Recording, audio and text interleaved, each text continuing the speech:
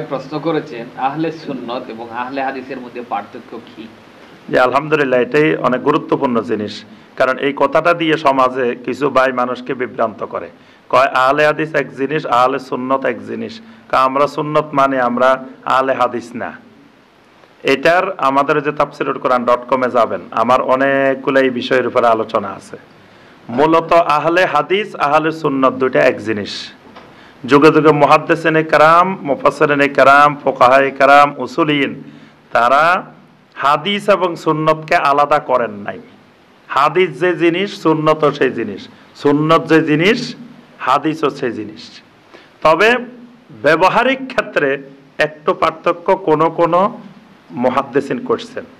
যেমন নবী সাল্লাল্লাহু আলাইহি ওয়াসাল্লামের যতগুলো বর্ণনা আছে, নবী সাল্লাল্লাহু আলাইহি ওয়াসাল্লামের কাউল, ফেল, তাকরির সবগুলো হাদিস। হাদিসটা আম।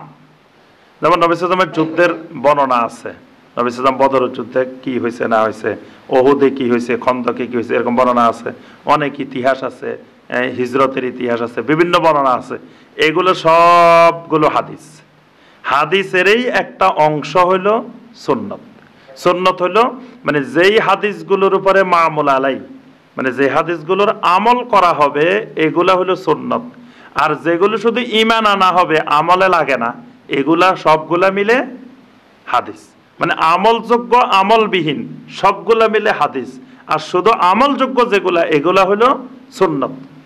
এটাও কোনো কোনো মুহাদ্দিসিনে কেরাম এটাকে ভাগ করছেন। এজন্য একজন বিশিষ্ট উসুলে হাদিসের গবেষক তিনি বলছেন যে ইমাম আউজাঈ তিনি সুন্নার ইমাম, হাদিসের ইমাম না। ইমাম সুফিয়ান সাওরি হাদিসের ইমাম, সুন্নতের ইমাম না। আর ইমাম মালিক সুন্নতেরও ইমাম, হাদিসেরও ইমাম। এই পার্থক্যটা করছেন এই দৃষ্টিভঙ্গিতে।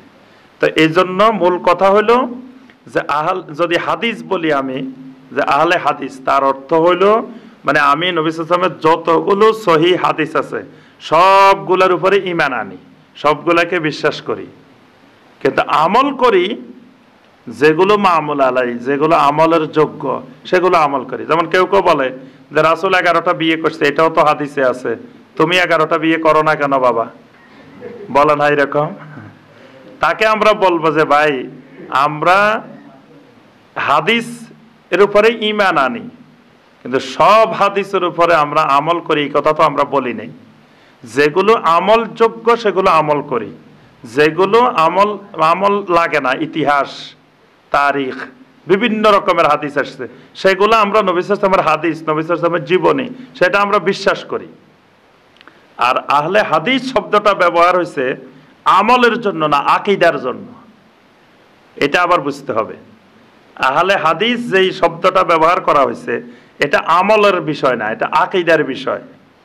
মানে যখন অনেক মানুষ কোরআন এবং সুন্নাহর বাহিরেও আকীদা পোষণ করা শুরু করছে, তখন যারা কোরআন এবং সুন্নাহ ভিত্তিক আকীদা পোষণ করতেন তারা আহলে হাদিস বলতেন।